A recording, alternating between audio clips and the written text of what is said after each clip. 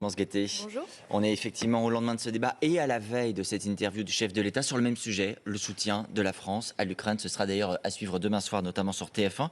Quelle question, vous aimeriez poser au chef de l'État ? J'aimerais lui demander si il va sortir du discours va-t-en-guerre qu'il nous sert depuis plusieurs semaines maintenant. Le discours va-t-en-guerre, c'est le discours de soutien à l'Ukraine. Non, c'est le discours selon lequel il sous-entend que nous pourrions aller jusqu'à envoyer des troupes françaises sur le sol ukrainien.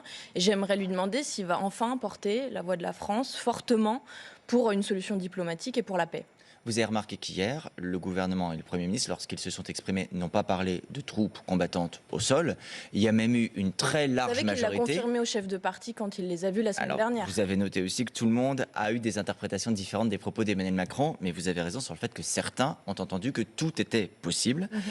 372 voix, malgré tout, pour l'accord de sécurité avec l'Ukraine, seuls 99 contre, dont les voix des Insoumis. Vous reconnaissez tout de même que la représentation nationale est massivement favorable à la position du gouvernement ?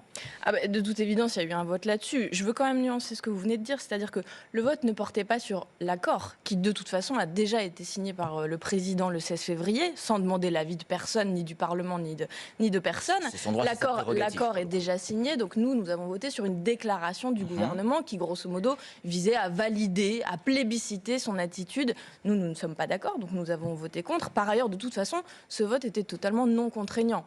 Donc c'était grosso modo une mascarade, ça visait à parler de la situation en Ukraine, à obtenir ce plébiscite et à valider l'attitude va-t-en-guerre. Mais ça vous gêne pas de vous retrouver ? Et vraiment, nous sommes contre cette attitude qui est extrêmement dangereuse. Je rappelle que ce qui est en jeu là, c'est potentiellement une guerre mondialisée avec des puissances nucléaires qui sont engagées. Clémence Guettet, non, on n'est pas d'accord. De vous retrouver finalement dans le même camp que le RN pratiquement. Ils se sont abstenus, vous contre. Franchement. Le Premier ministre hier vous a renvoyé dos à dos tous les deux. On n'a même pas voté pareil, pas pour les mêmes raisons. Donc vous n'avez pas le sentiment de partager des positions ? Non, certainement pas. Franchement, nous avons voté comme les communistes contre cet accord. D'abord, dans cet accord, ça comprend plusieurs choses. D'abord, c'est la stratégie générale qu'il fallait valider. Et puis, ça inclut d'autres choses. Par exemple, l'adhésion de l'Ukraine à l'Union européenne ou à l'OTAN. Dans le même paquet, nous sommes contre cette position. Mais pas de manière immédiate, comme une perspective. Et il n'y a aucune occurrence dans cette déclaration que nous devions valider, par exemple, d'une solution diplomatique. 11 fois le mot OTAN, 0 fois le mot diplomatie française. Je ne sais pas si vous vous rendez compte de l'attitude internationale dans laquelle ça met la France, mais nous pensons que pour être une puissance facilitatrice de la paix, de la fin de ce conflit, parce que des vies humaines sont en jeu chaque jour, on veut la discussion, une conférence sur les frontières. Est-ce que malgré tout, vous considérez, Clémence Guettet, que la Russie est une menace pour la France ?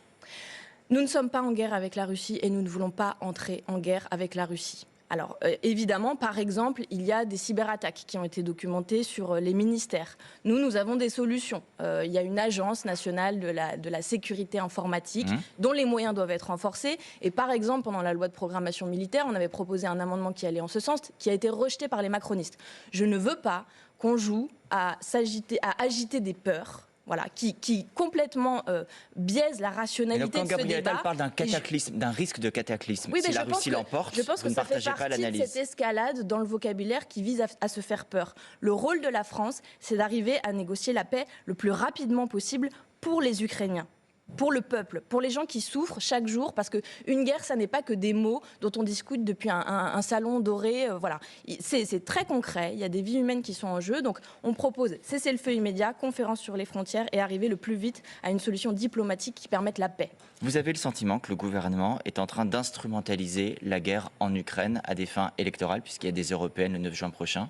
Alors, il est clair que pour ces européennes, ça va être un sujet central. C'est aussi traité au Parlement européen. Il y a des résolutions régulières, notamment d'aide à l'Ukraine, que nous avons votées. Donc, ça va être un enjeu, la situation internationale. Je pense à l'Ukraine, je pense à Gaza aussi, avec ce qu'on connaît aujourd'hui, les plus de 30 000 morts, la famine, la situation terrible pour les Palestiniens. Donc, cette situation va être un enjeu et nous, on s'enorgueillit dans cette campagne de pouvoir porter la voix de la paix. Et donc le 9 juin, avec Manon Aubry, la liste de la France Insoumise et de l'Union Populaire, c'est ça qu'on va défendre de manière très claire. Et les électeurs devront se prononcer aussi sur cette question. Puisque vous parlez de Gaza, il se trouve que hier, à Sciences Po, école je crois d'ailleurs dont vous êtes vous-même issu, une centaine d'étudiants ont occupé un amphithéâtre pour défendre justement la cause palestinienne. Ils ont à cette occasion, certains d'entre eux, empêché une membre de l'Union des étudiants juifs de France d'y entrer. l'entrée.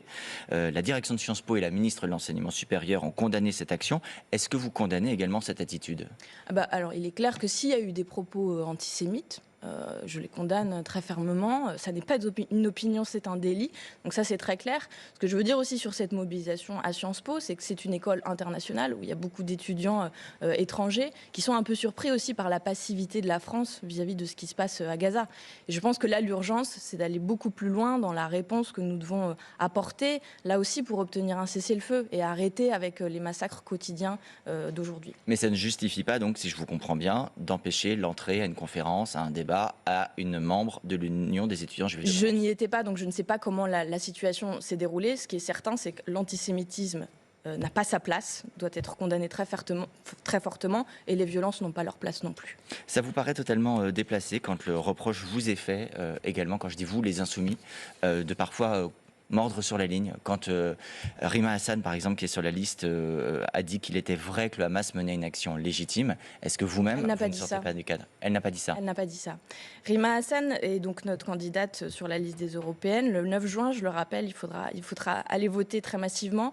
On est très fiers qu'elle soit sur notre liste. C'est une juriste spécialiste des questions migratoires, qui parle la langue du droit international, qui a elle-même fondé un observatoire sur les camps de réfugiés, puisqu'elle-même elle est née et elle a vécu une dizaine d'années dans un camp de réfugiés. Donc on est très fiers qu'elle soit sur notre liste. Ce dont elle a parlé, c'est de la légitimité reconnue par 2 résolutions de l'ONU, de la légitimité de résister pour un peuple quand il est dans une situation de colonisation ou d'apartheid. C'est juste cette référence à des résolutions du droit international. Ça suffit à provoquer beaucoup de réactions, y compris à gauche. Raphaël Glucksmann a dit que c'était révoltant. Fabien Roussel s'est désolidarisé de ses positions. Ce sera le débat des européennes aussi. Merci beaucoup, Clémence Guettet, d'avoir été sur le plateau.